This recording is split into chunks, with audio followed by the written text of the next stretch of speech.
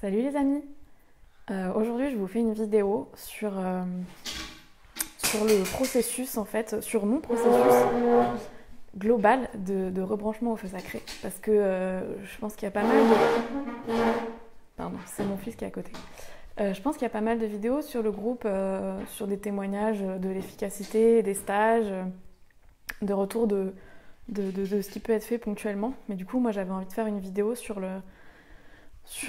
enfin faire mon retour en fait sur mon processus de rebranchement au feu sacré complet. Hey, salut Philippe, salut Justine.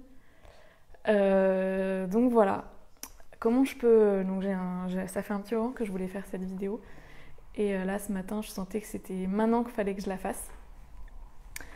Donc on va dire que moi j'ai entendu parler du feu sacré, c'était en mai 2018.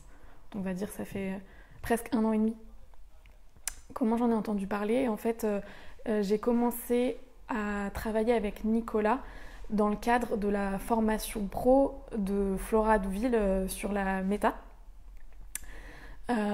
Et donc en fait, il intervenait un jour par semaine de formation, sachant que j'ai fait 6 semaines de formation en tout. Donc je l'ai eu 6 jours, même 7 parce qu'il y a une semaine où il était là 2 jours.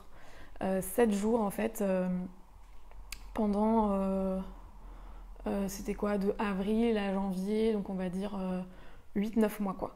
C'était une semaine tous les 2 mois. Bonjour les gens qui regardent.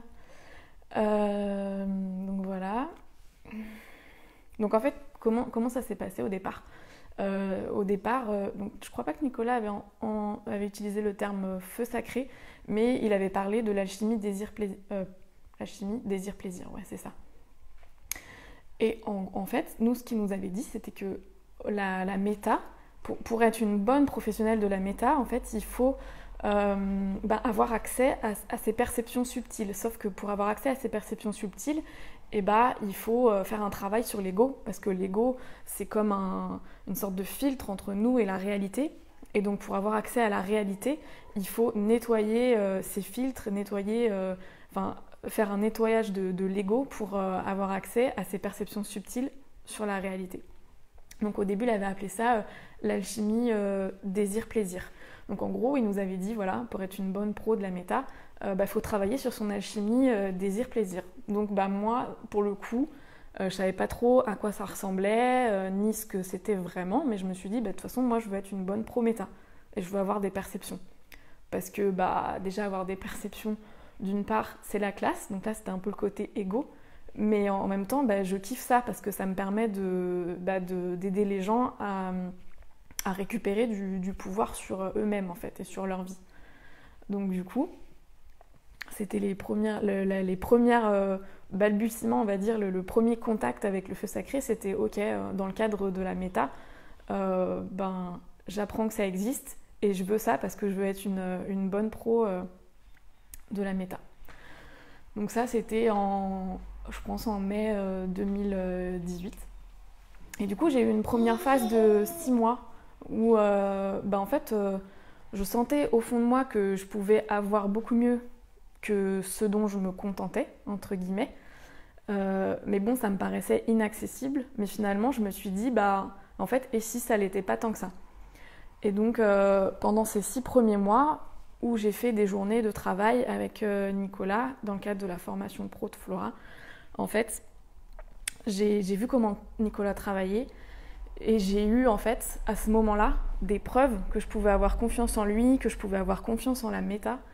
Et en fait ces preuves-là que j'ai eues au départ, elles étaient hyper précieuses pour me permettre en fait de tenir bon dans les phases de traverser des crises d'ego vachement intenses quoi.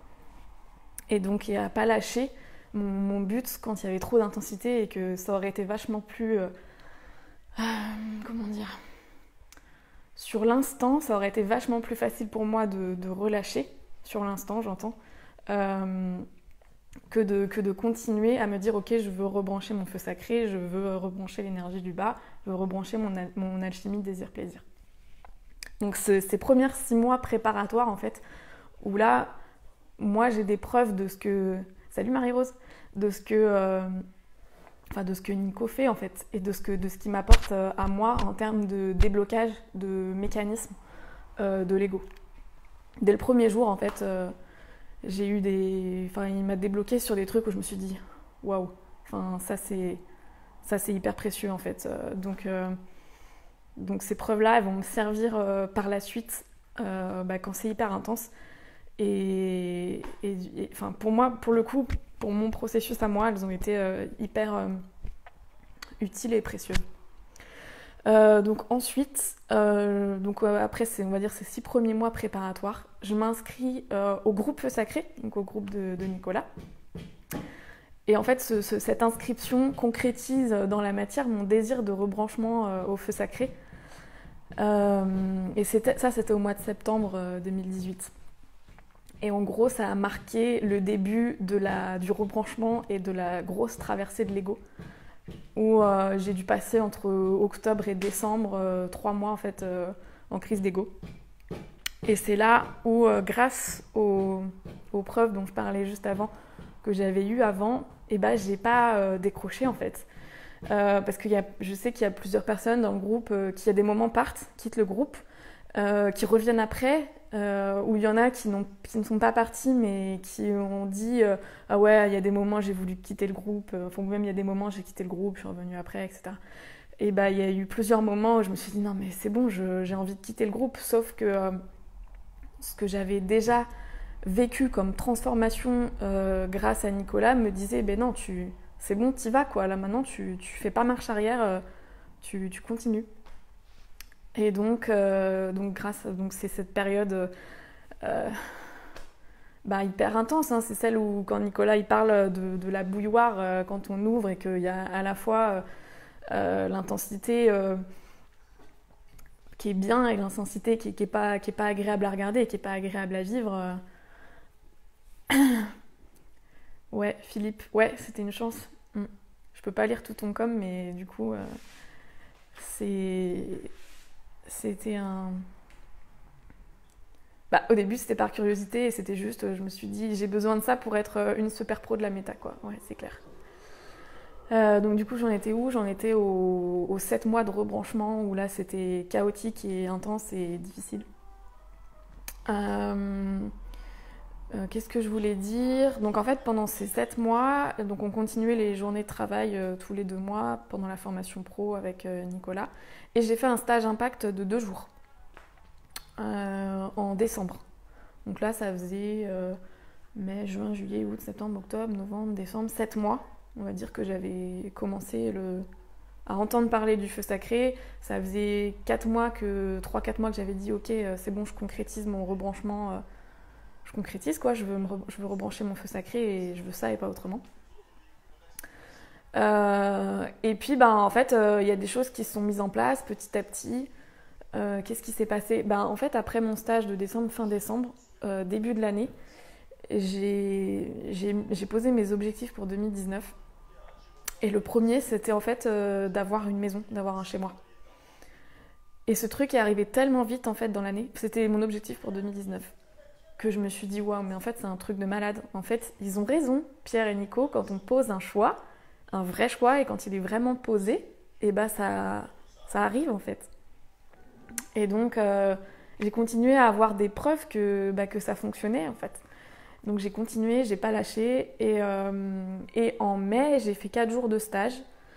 Un jour de stage over, donc qui est le stage qui nous offre pour nous remercier en fait d'être des bons clients fidèles et pour nous remercier du plaisir de travailler ensemble. Et après j'ai enchaîné sur le même temps avec 3 jours de stage débloc Tagnac. Et là ça a fait sauter le bouchon, je crois. C'est le truc J'avais aussi pris une option de travail avec Pierre où en fait 3 jours en condensé où là c'était à fond rebranche la puissance quoi, le premier chakra, l'énergie du bas, et du coup ce stage là en fait a été une sorte de checkpoint où j'ai pu avoir un regard sur tout le chemin que j'ai parcouru, parce que on a fait le même type d'exercice que... Enfin, là, je parle pas de l'exercice de débloc Tagnac ou la confrontation consciente. Je parle pas de celui-là, mais je parle des exercices un peu plus orientés objectifs, orientés business. On faisait déjà ces objectifs pendant les premières journées, ces exercices pendant les premières journées de travail avec Nico. Et donc là, j'ai vu à quel point, en fait, l'exercice pour moi c'était devenu clair, c'était devenu simple. Ce que je veux, c'est là, en fait, et ça me prend pas 3 plombes pour formuler, je sais pas moi, mes objectifs pour l'année.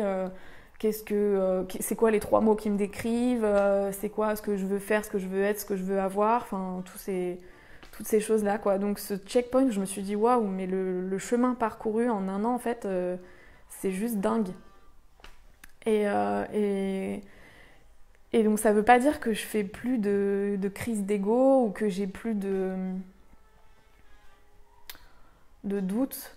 En fait, non, je sais que j'ai plus de doutes. C'est juste que je sais très profondément ce que je veux et là où je veux aller. Par contre, il y a toujours des difficultés qui se présentent, mais je les aborde plus de la même manière. Je perds plus un mois à tourner en boucle dans ma tête pour finalement reculer, avancer, reculer, avancer, reculer, avancer. C'est beaucoup plus simple en fait. Et donc, j'ai commencé à parler de ma maison, mais j'ai pas fini, non ? J'avais dit que mon objectif 2019... Ah oui, j'ai dit que c'était arrivé super vite.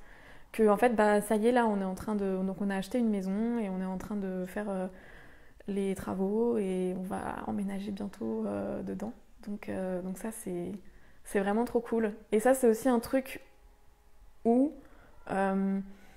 l'histoire de la maison, c'était que je me racontais des histoires comme quoi j'avais pas besoin d'avoir un endroit où je me sentais chez moi, en gros j'étais au-dessus de ça, quoi. J'étais au-dessus de l'amour de la matière en fait.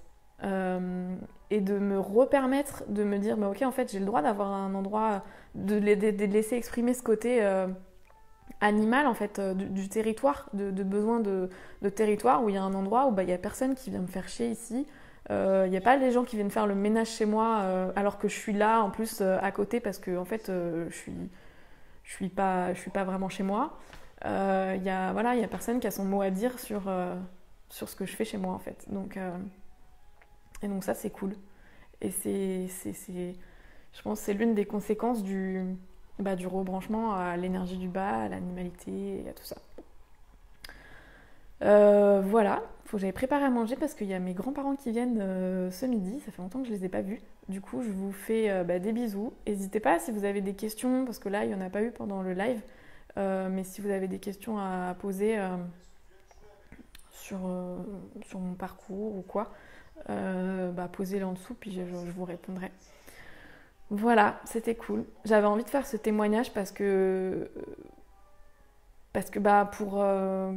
pour parler de comment ça se passe sur le long terme, quoi. Je sais que des moments où...